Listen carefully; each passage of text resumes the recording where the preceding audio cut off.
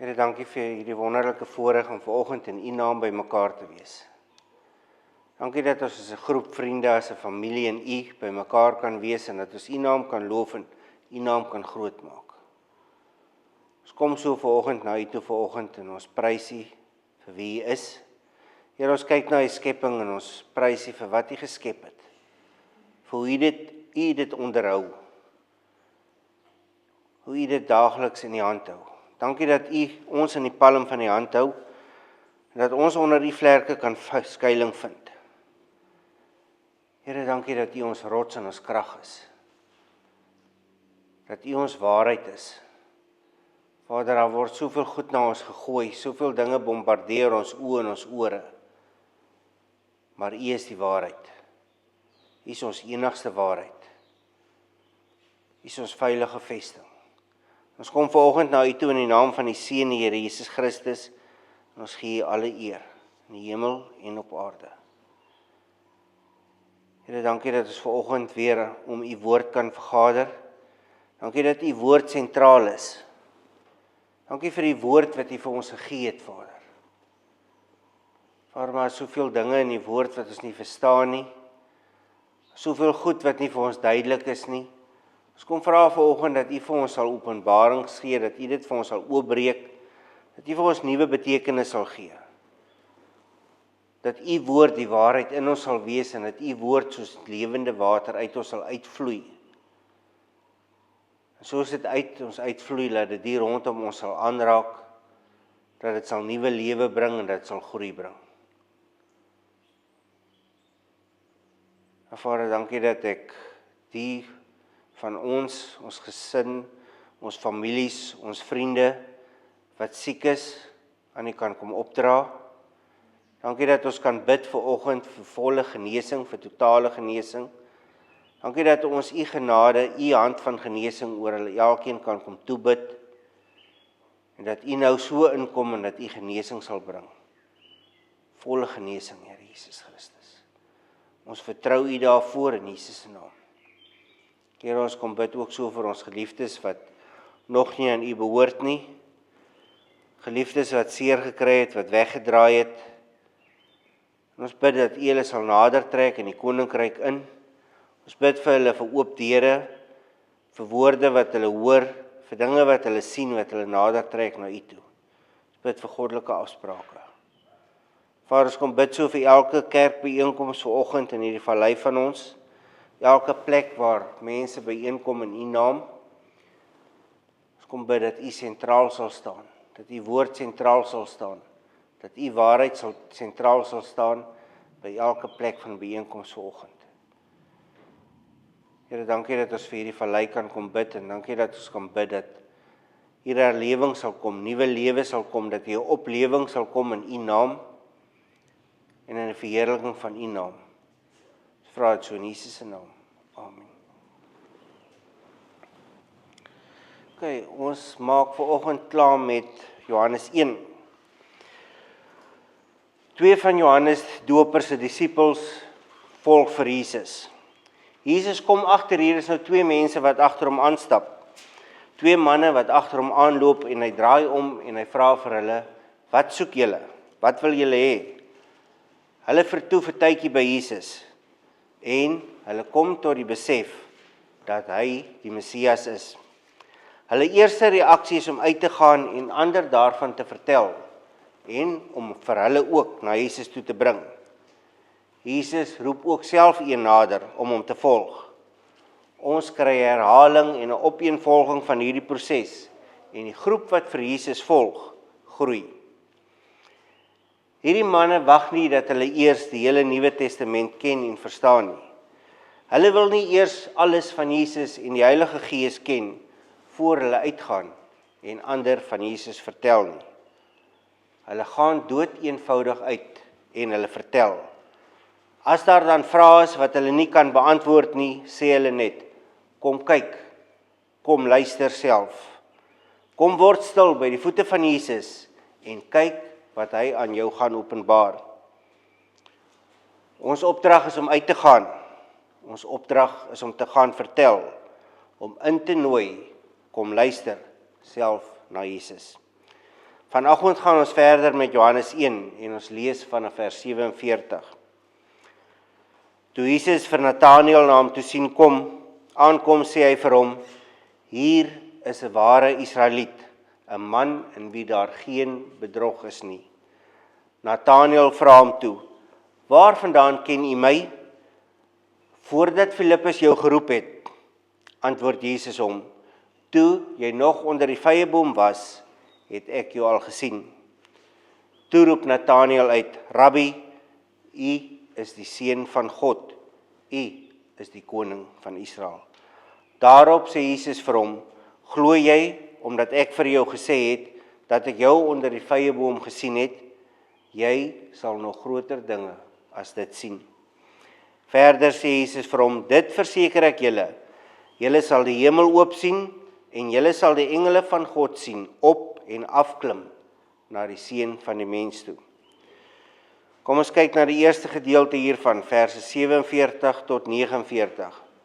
Dit is Nathanael se ontmoeting met Jesus. Nathanael is die een wat deur Filippus geroep word. Filippus is die een wat deur Jesus self geroep is. Filippus soek Nathanael op, wat natuurlik ook baie skepties oor Jesus is. Die plek waar vandaan Jesus kom, word bevraagteken. Nathanael kom nou na Jesus toe aangestap en Jesus neem die inisiatief. Hy gaan nou aan Nathanael bewys dat hy alwetend is, net soos met Petrus of dan Simon. Jesus kyk hom aan, kyk na sy karakter en verklaar dat Nathanael 'n ware Israeliet is, 'n man is in wie daar geen bedrog is nie. Om dit te verstaan en te weet hoekom Jesus dit vir hom sê, moet ons gaan kyk na Genesis 27 en wat daar gebeur het. Dit is waar Isak vir Esau nader roep om hom te seën. Esau ontvang die opdrag van die blinde Isak af om te gaan jag, om vir hom die vleis voor te berei. En as hy geëet het, dan sal hy vir Esau seën. Rebekka, Isak se vrou, hoor hierdie gesprek en bekonkel 'n plan om hom om die bos te lei. Jakob ontvang dan die seëning wat vir Esau bedoel was. Die naam Jakob word dan verbind met bedrog. Jakob bedrieg Esau uit sy geboortereg uit. Hy bedrieg hom uit sy seëning uit as eersgeborene. Esau verklaar dat hy die regte naam gekry het, Jakob die bedrieger. Genesis 27 vers 36. Esau het geantwoord: Hy word reg Jakob genoem. Hy het my nou al 2 keer bedrieg. Hy het my reg as eersgeborene gevat en nou het hy my seun gevat. Toe vra Esau: Het pa nie nog 'n seun vir my ook nie? Jakob is dan die een wat later suksesvol met God stoei en God verander sy naam na Israel. Van die naam kom dan die nasie Israel. Jesus sê dan Nathanael is nie soos Jakob nie gevul met bedrog nie, maar hy is soos Israel. Hy is een wat met God worstel. Nathanael is dan die een wat volkome betroubaar is. Israel moet 'n nasie wees waarvan alle Jakob verwyder is, alle bedrog verwyder is. En dit is wat Jesus dan in Nathanael sien. Nathanael is geskok om te hoor wat Jesus oor hom sê en sy eerste reaksie is: Hoe ken u my? Hoe kan dit wees dat hierdie persoon wat hom glad nie ken nie, hierdie diep waarheid oor hom weet? Hy wil weet hoe dit moontlik is dat Jesus vir hom ken. Jesus antwoord hom op Jesus se eie kenmerkende manier. Jesus het reeds vir Nathanael onder die vyeboom gesien sit, voor Filippus hom nog geroep het. Jesus het net nodig gehad om Nathanael te sien en te weet dat daar geen bedrog in hom is nie, en geweet dat Filippus hom gaan nader trek. Daar word baie gespekuleer oor die vyeboom in hierdie gedeelte, maar die fokus hier is nie op die vyeboom nie. Die fokus is op die bonatuurlike manier hoe Jesus vir Nathanael geken het. Nathanael neem dan 'n groot sprong in geloof. Hy gaan verder as enige ander van die disippels wat vooraf vir Jesus ontmoet het. Hy noem Jesus Rabbi, soos die ander 2, maar hy gaan selfs verder as dit. verder as wat enige iemand 'n rabbi sou beskryf. Hy noem Jesus seun van God en die koning van Israel. Andreas en Filippus het Jesus die Messias genoem, maar Nathanael vat dit verder as dit. Ons kry hier iets wat ons nie in die ander evangelies kry nie. In die ander evangelies sien ons nie dat die disippels werklik verstaan het wie Jesus is nie. Ons kry dit net in Markus 8 vers 27 tot 30 en die ooreenstemmende gedeeltes daar. Kom ons kyk wat Petrus daar gesê het. Daarna het Jesus en sy disippels na die dorpie naby Caesarea Philippi gegaan. Langs die pad het hy vir sy disippels gevra: "Wie sê die mense is ek?" Hulle antwoord hom: "Johannes die Doper, party sê weer Elia en party een van die profete." "Maar julle?" vra hy hulle. "Wie sê julle is ek?" Petrus antwoord hom: "U is die Christus." Toe belet hy hulle om dit vir iemand anders te vertel. In Johannes sien ons nou dat die disippels Jesus leer ken het as die Messias, maar ook as die seun van God en die koning van Israel. In die gedeelte van vers 35 tot 49 kry ons dan 'n hele reeks titels wat aan Jesus toegeskryf word deur sy volgelinge. Ons kry dat hy genoem word die Lam van God, verkose een van God, Messias, profeet soos Moses, seun van God, koning van Israel. Wanneer Nathanael Jesus die seun van God noem, behels dit egter nie als wat die vroeë kerk verstaan het as Jesus die seun van God nie. Hy kyk daarna as 'n koninklike Messias, soos wanneer Dawid en Salomo die seun van God genoem word. In 2 Samuel 7 vers 14 lees ons: "Ek sal vir hom 'n vader wees en hy sal vir my 'n seun wees. En as hy ontrou is, sal ek mense gebruik om hom te straf, om te kastei." Psalm 2 vers 7: "Ek wil vertel wat die Here aangekondig het. Hy het vir my gesê: Jy is my seun, van vandag af is ek jou vader." Psalm 89 vers 27: "Hy sal my aanroep met die woorde: U is my Vader, my God, die rots wat my redding is." Daar is verskeie verwysings in die Ou Testament na die koning van Israel.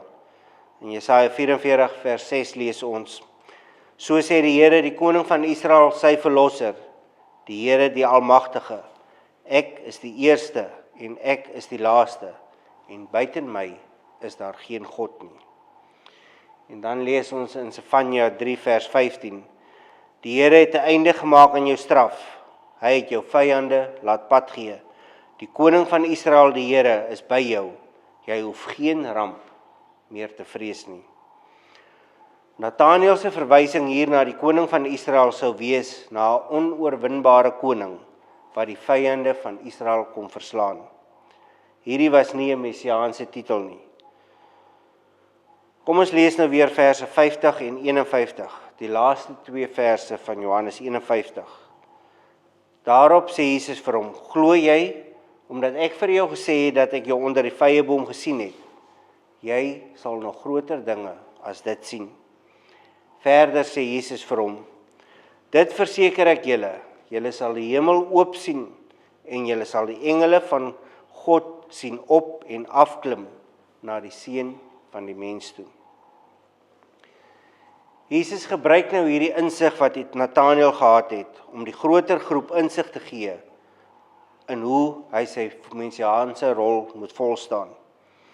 Hy beskryf eers hierdie realiteit agter Nathanael se geloof.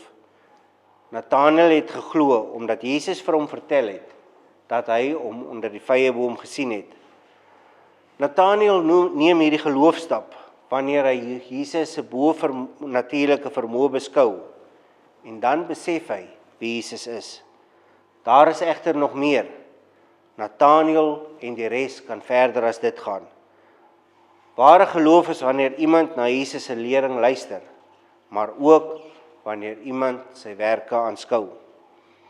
Nathanael het Jesus se woorde gehoor, maar binnekort sal hy ook sy dade sien en sy geloof sal versterk.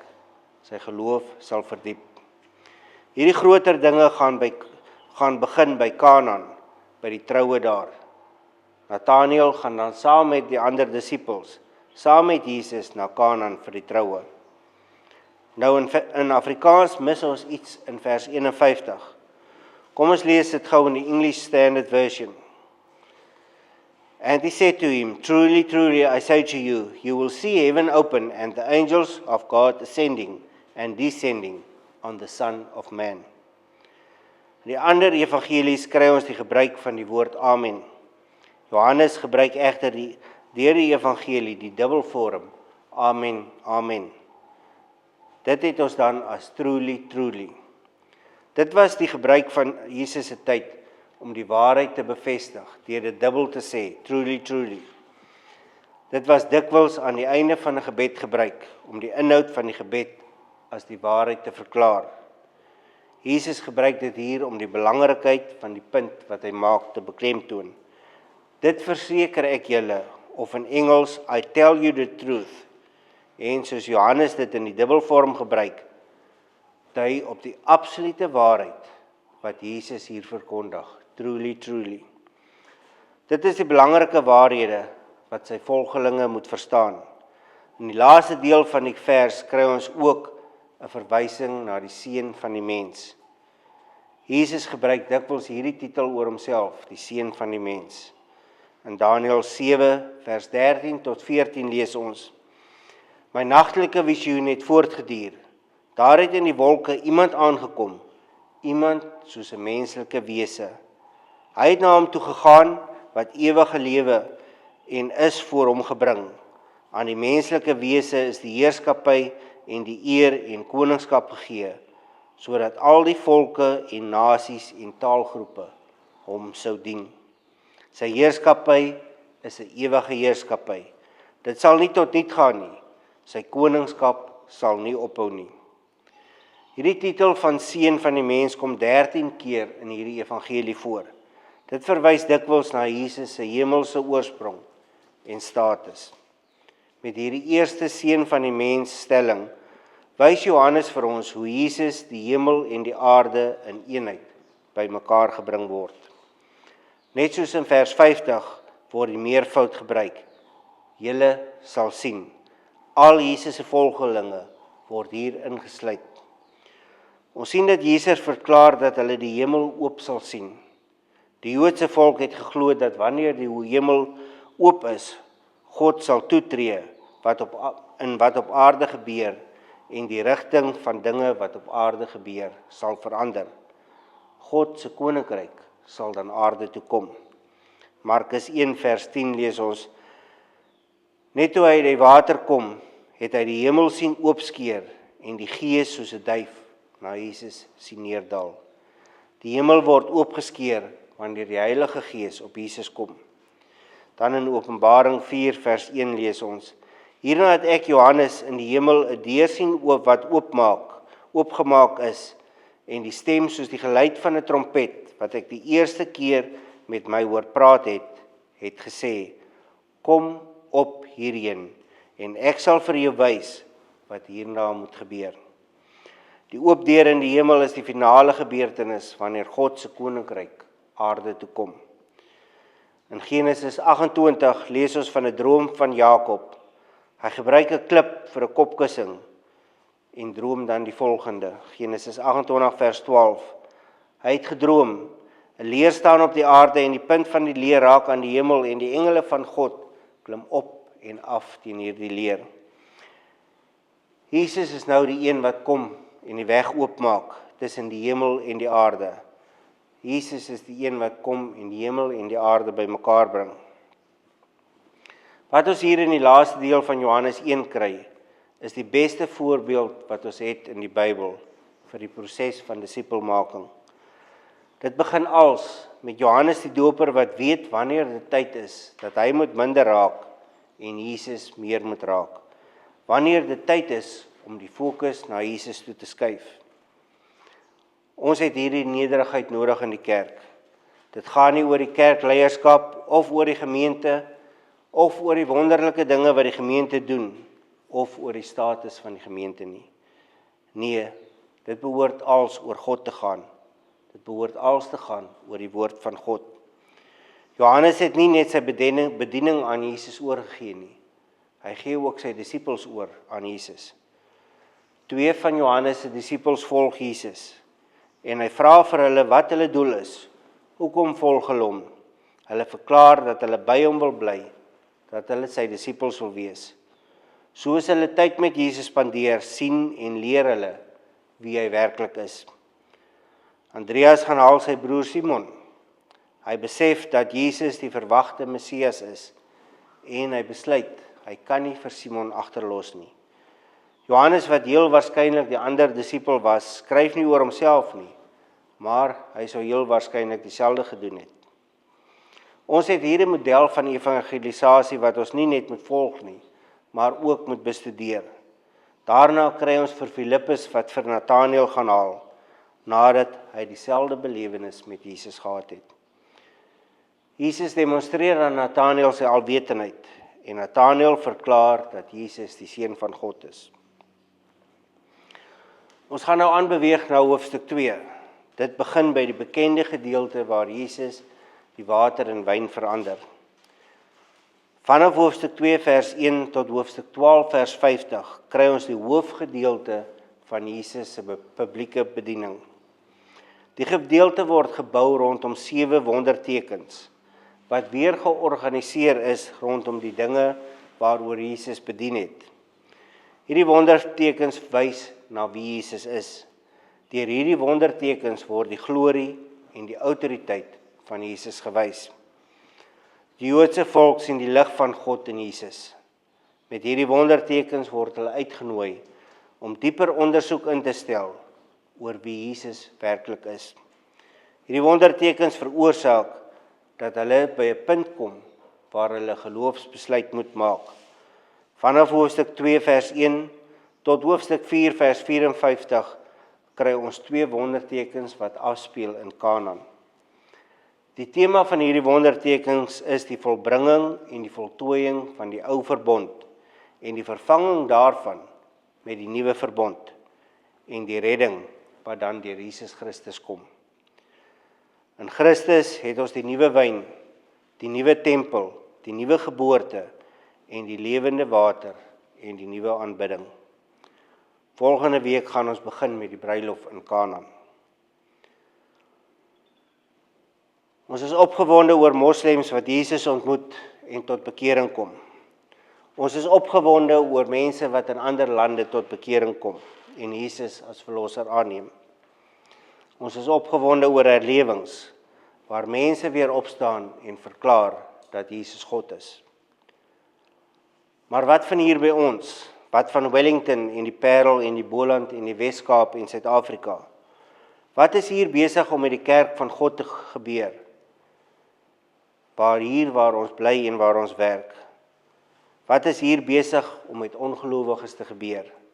Wat is hier besig om met gelowiges te gebeur? Sien ons kerke en sien ons bedienings rondom ons wat uit hulle nate uitbars? Wat doen ons om die buite die kerk jaloers te maak? Om die wat buite die kerk is te laat wonder hoekom ons so anders is? Nie hoekom ons eensydig is en hulle wegstoot nie, maar hoekom ons anders is. Wat doen ons om hulle jaloers te maak, om hulle ook deel van ons te wil laat wees? As hulle na ons lewens kyk, as hulle na ons gesprekke luister, is ons anders as die wêreld daar buite. Die week het ek afgemat, moeg en negatief gevoel. Beslis nie soos iemand wat ander na Jesus toe sal trek nie. Hoe stel ek dit reg? Hoe verander ek dit? Andreas gaan en hy gaan roep sy broer Simon. Filippus gaan en hy gaan roep vir Nathanael. As julle nie glo nie, kom kyk. Ons het die Messias gekry. Ons is opgewonde. Kom kyk en kom luister. Kom besluit dan self. Kom spandeer tyd by Jesus.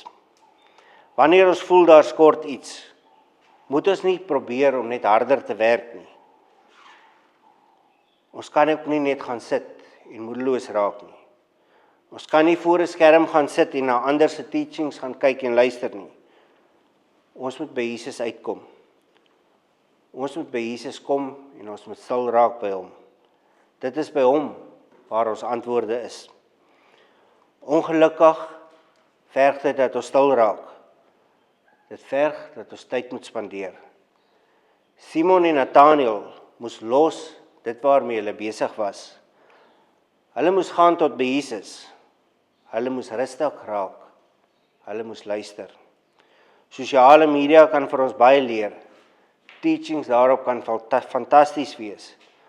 Maar om stil te raak by Jesus, om in sy rus in te gaan en sy vrede oor ons te voel spoel, dit is wat verandering bring.